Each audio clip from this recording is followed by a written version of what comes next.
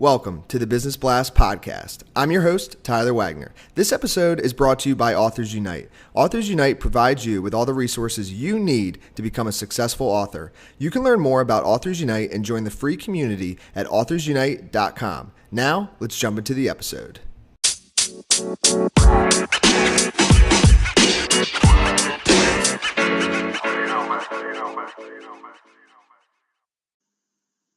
All right, everyone. Welcome back to another episode of the Business Blast podcast. I'm your host, Tyler Wagner. Today I have Matt Heusser with us. He's the Managing Director of Excelon Development. He helps companies to deliver software more quickly with less risk. So welcome to the show, Matt.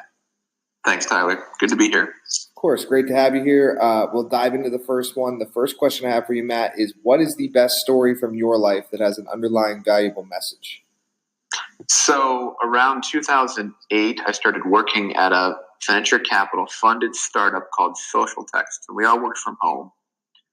And the way venture capital works is if you're making your numbers, if they can put $1 in marketing and get $1.50 out, you're going to do great. And if you're not making your numbers, they want to decide early and pull the plug. So every 3 months, every quarter, we'd have a meeting. And we'd find out what the numbers were, and I'd find out if I had a job tomorrow.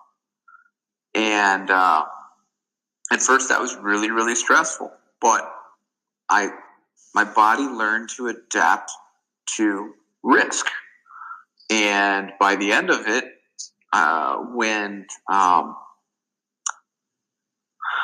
we made it to cash flow positive. It's a long story, but we made it to cash flow positive. We had succeeded, and our VP of sales left the company to go be the VP of a company called Badgeville, which is fine, good for him. He took all the sales guys with him, all the sales staff, and when that happened, we sold enterprise software that had a 9 to 12 month sales cycle. All of our sales reset to zero. I had to have a layoff, and they pushed me out of the nest, and I went independent and took Excelon full time.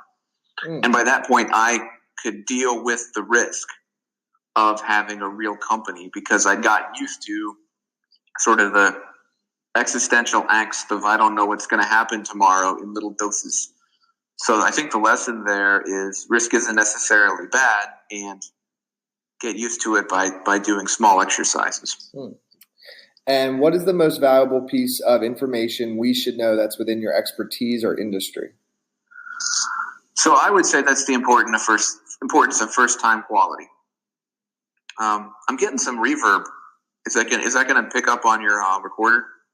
No. Nope. Okay, great. So I would say that's the importance of first-time quality. What I mean by that is the traditional software development.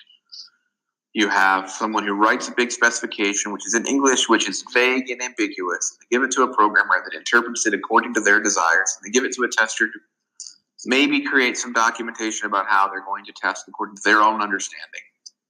And then you deliver the build, and none of it works. And certainly there's 3 completely different understandings about what it should even do. And you have a stupid argument. And then you do it all over again. And through collaboration, it's possible to prevent that. So you can have less fine-fixed retest cycles and tighten the loop so that you can get it done faster. And that's just an incredible way to deliver better software that works for more customers sooner. Make everybody happy, save money. And what is your best piece of overall business advice, so not necessarily industry specific? Excuse me. Best piece of overall business advice, probably something along the lines of you have to know who you are and what you stand for and what you'll tolerate. So you need to know where the line is when someone else crosses the line, and then you need to know what you're going to do about that.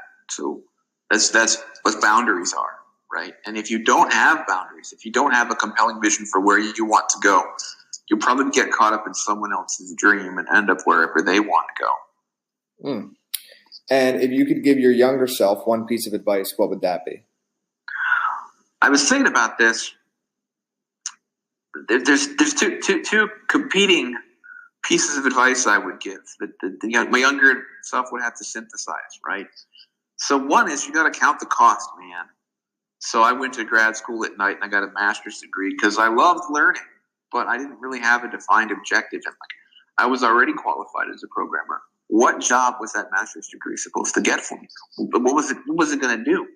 I mean, what if I had spent the first year and learned how to run a business, and the second year done freelancing at night, and the third and fourth year, I would have come out of that. I did the math on that, maybe somewhere like $100,000 ahead if I had done something. Or even what if I just looked at my young family and said, I'm not going to do that. Focus on them. What do I want to get? What does that get me? And count the cost. And the competing advice I would give to the same person would be, if you do what you like, it's probably going to be okay. So I loved learning, and I loved reading books, and I loved talking about software development, and I loved talking about the business side of it. And that's what I went and did at grad school, and it turned out fine. It launched my career. So you've got to figure out between those two pieces of advice what you're going to do, which is Hegel called it the synthesis of thesis and antithesis, which is a really fancy way of saying two things can be true at the same time, and then you have to figure out what you're going to do about them. It's your call. I like that. And in your opinion, what is the key to happiness? So I can tell you that the keys to being unhappy, right? One, try to please everyone, because you can't. You'll drive yourself crazy. And the other one is compare yourself to other people. I don't have this. I don't have that. I'm not thin like that person. I'm not tall like that person. I'm not rich like that person. Those are great keys to unhappiness. So I don't really have an opposite of that, but close is appreciation and gratitude. If you can appreciate what you have and have gratitude for it, that'll get you pretty far. And what is the best book that you've read, and what was the number one thing you learned from that? So I'm going to recommend a bit. It's hard to compress that down to one. For what I do right now, I recommend the work of two guys named DeMarco and Lister, Tom DeMarco and Tim Lister. Peopleware is their best book about teamwork. They wrote a book about project management called The Deadline. They wrote a great book about risk management called Waltzing with Bears, which is just fantastic. DeMarco wrote a book called Slack, which is about the importance of having the ability to think and breathe, especially in the management layers for innovation. And DeMarco wrote a book called Why Does Software Cost So Much, which is about this sort of dealing with impossible questions asked by people.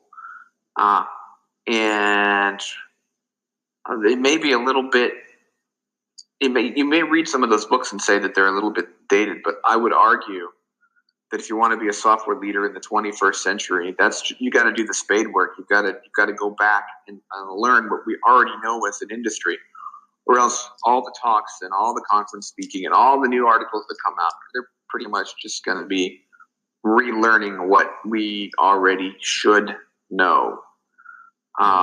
Another guy, if you don't like DeMarco and Lister, I'd say go read Gerald M. Weinberg, whose style is a little less folksy, charmy, and a little more sort of symbolic logic oriented. They're all really good. What's the one biggest takeaway from all that stuff? The biggest takeaway for me is learning how to deal with completely unreasonable questions. And then once you've done that, sometimes you will learn that it's not an unreasonable question, it's an unreasonable person, right? So you answer it in the right way at the right time with the right pacing, and you demonstrate that it's not just words, but you actually have actions behind them. And the person just flips around and asks some other ridiculous thing. And eventually you can recognize, oh, this is like not a safe person. This is not a safe, like nothing I do will make this person satisfied. It is us versus them. They're not thinking win-win. They don't want to think win-win. They might even want me to lose. Then I have to learn how to get out. And that literature can help you with those decisions. And what is your favorite quote and why? So there's a book called The Captains by a guy named W.E.B. Griffin. It's historical fiction, historically inspired fiction. There's a character in it called Easy Black in the Korean conflict. I believe he's modeled after Matthew Ridgway. And what he says is, when I was a cadet at West Point, I was told, and I believed, and my experience has proven true, that leadership comes down to this: men must have faith in their officers. Officers build and establish that trust in a number of different ways. They never lie to their troops. They never give an order they themselves are unwilling or unable to obey.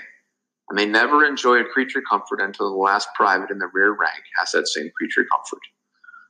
If you can keep that in mind, gentlemen, I'm sure we'll get along just fine. That is awesome, man. Thank you so much for coming on. The last question I have for you before we let you go is, where is the best place for people to find and or connect with you online? Well, my name is really hard to pronounce and spell.